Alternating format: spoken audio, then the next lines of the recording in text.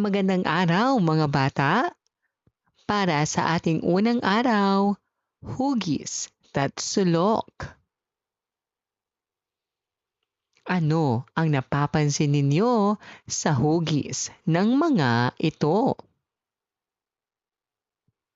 Ilang gilid mayroon sila?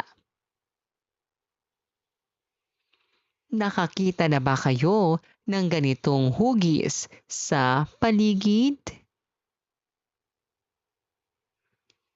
Mga bata, maraming hugis ang makikita natin sa ating paligid. May parisukat, parihaba, at mayroon ding tatsulok. Ngayon, pag-aaralan natin kung ano ang tatsulok, paano ito naiiba sa ibang hugis, at saan natin ito makikita. Ano ang tatsulok? Ang tatsulok o triangle ay isang hugis na may tatlo na gilid o sides. May tatlo na sulok o corners. Kapag tatlo ang gilid at sulok, ito ay tatsulok. Pagkakaiba ng tatsulok sa ibang hugis. Tatsulok may tatlong gilid at may tatlong sulok. Ang parisukat naman ay may apat na gilid at may apat na sulok. At ang parihaba ay may apat na gilid at apat din na sulok.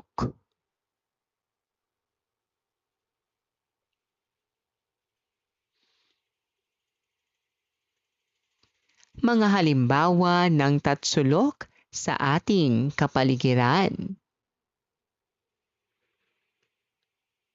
Pizza slice, traffic cone, ice cream cone, cake slice, pyramid. Tumingin sa iyong paligid. Ano pang mga bagay na tatsulok ang iyong nakikita? Tukuyin mo. Mag-thumbs up kung ang hugis ay tatsulok at thumbs down kung hindi.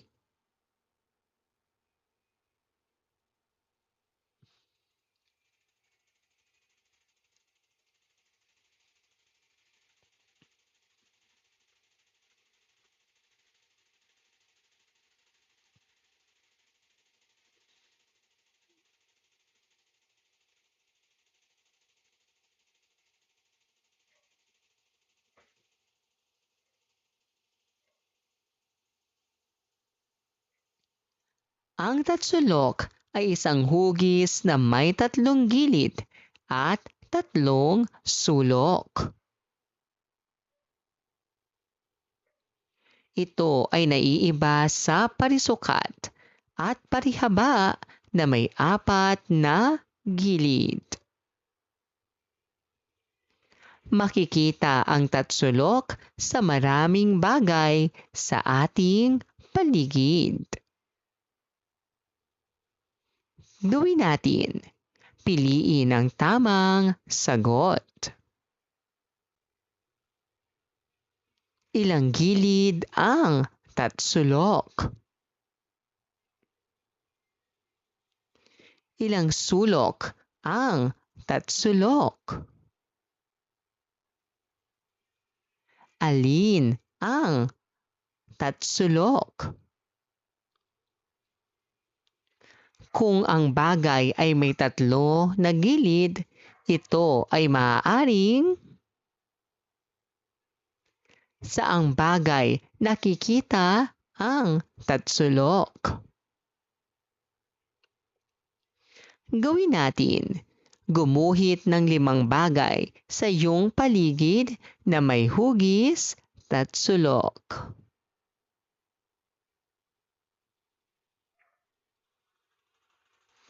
Ikalawang araw, tatsulok sa iba't ibang laki at ayos. Tingnan ang mga larawan. Pare-pareho ba ang hugis na nakikita ninyo?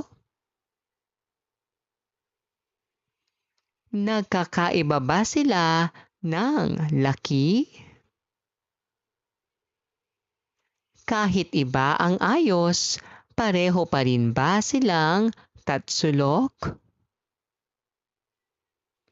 Mga bata, alam na natin na ang tatsulok ay may 3 gilid at 3 sulok. Pero paano kung ito ay maliit, malaki o nakatagilid? Tatsulok pa rin kaya ito? Ano ang tatsulok? Ang tatsulok o triangle ay isang hugis na may 3 na gilid o sides. May 3 na sulok o corners. Kapag 3 ang gilid at sulok, ito ay tatsulok. Kahit magkaiba ang laki, tatsulok pa rin, basta may 3 gilid. Tandaan, kahit anong ayos, kung may 3 na gilid at 3 na sulok, ito ay tatsulok pa rin. Basahin natin. Ang 3 magkakaibigang tatsulok. May 3 tatsulok na magkaibigan. Si maliit, si malaki, at si tabi. Isang araw, tinanong sila kung sino ang tunay na tatsulok. Sabay-sabay nilang sinabi, lahat kami ay tatsulok dahil pare-pareho kaming may 3 gilid at 3 sulok.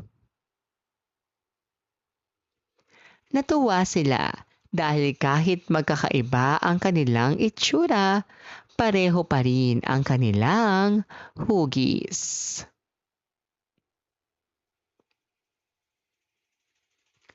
Ilan ang magkakaibigang tatsulok? Ano ang pagkakaiba nila? Pare-pareho ba silang tatsulok? Bakit? Ano ang natutunan nila? Tukuyin mo. Mag-thumbs up kung ang pahayag ay wasto at thumbs down kung hindi. Ang tatsulok ay may 3 gilid. Hindi na tatsulok kapag maliit. Tatsulok pa rin kahit nakatagilid. Ang laki ay hindi mahalaga sa hugis. Ang tatsulok ay may 4 na sulok. Ang tatsulok ay nananatiling tatsulok kahit ito ay maliit, malaki o nakatagilid. Ang mahalaga ay mayroon itong tatlong gilid at tatlong sulok. Gawin natin. Piliin ang tamang sagot. Ilang gilid ang tatsulok? Ang maliit na tatsulok ay ang nakatagilid na tatsulok ay ano ang mahalaga sa tatsulok? Alin ang tatsulok? Gawin natin. Gumuhit ng mga sumusunod.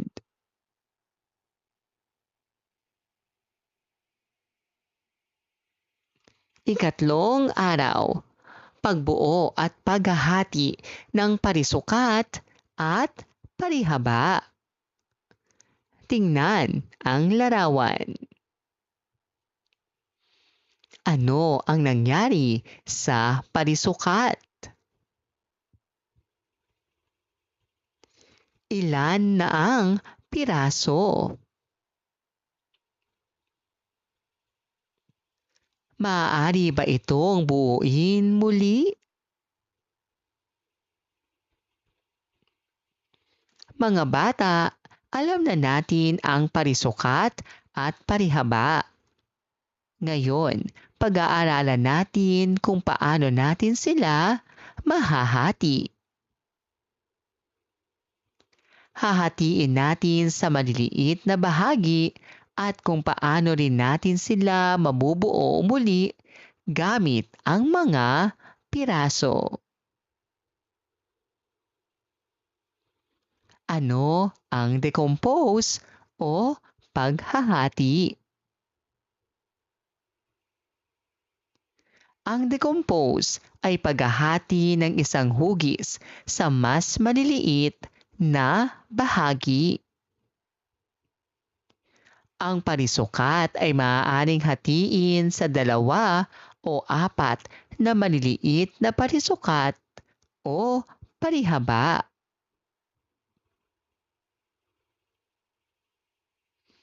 Ito ay parisukat na hinati sa 2 parihaba. Ito ay parisukat na hinati sa 4 na parisukat. Ito ay parisukat na hinati sa 2 tatsulok. Ano ang compose o pagbuo? Ang compose ay pagbuo ng isang malaking hugis mula sa maliliit na bahagi. Pagsamahin ang 2 parihaba upang makabuo ng isang parisukat. Hugis parisukat at parihaba. Ang isang parisukat ay may bilang ng gilid na 4. Ang parihaba ay may bilang ng gilid na 4. Ang parisukat ay may sulok na 4 at ang bilang ng sulok ng isang parihaba ay 4. Ang parisukat sa haba ng gilid ay lahat ay magkakapareho. At ang parihaba sa haba ng kanyang gilid, ang magkatapat na gilid ang magkapareho. Ang parisukat at parihaba ay maaaring hatiin sa maliliit na bahagi o decompose at maaari ring buuin muli compose. Mahalaga ang pag-unawa sa pagbuo at paghahati upang mas makilala ang mga hugis. Gawin natin. Hatiin ang parisukat at parihaba ayon sa panuto.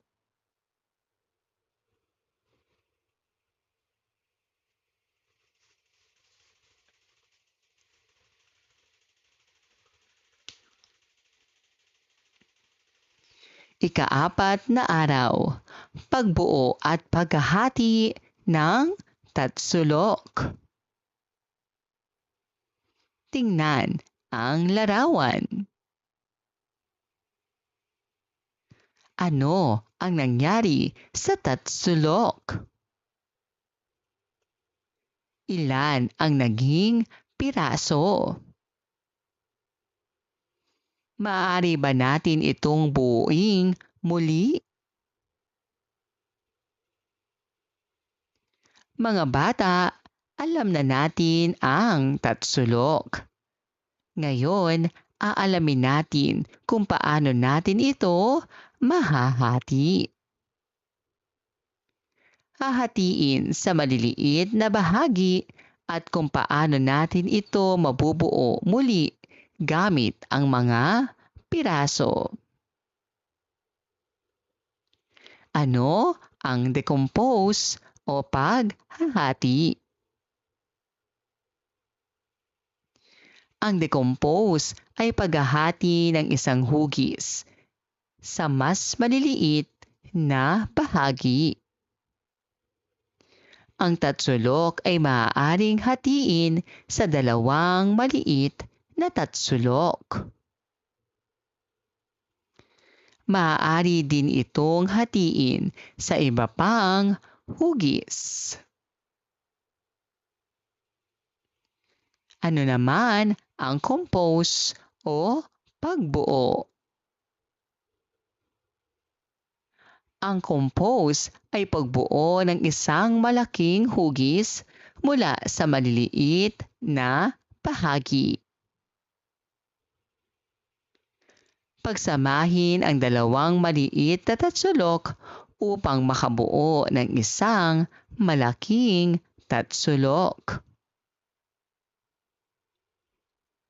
Ang tatsulok ay maaaring hatiin sa maliliit na bahagi o decompose at maaari ding buuin muli o compose. Mahalaga ang pag-unawa sa pagbuo at paghahati upang mas makilala ang mga hugis. Gawin natin. Gamit ang mga ginupit na papel, bumuo ng isang sining.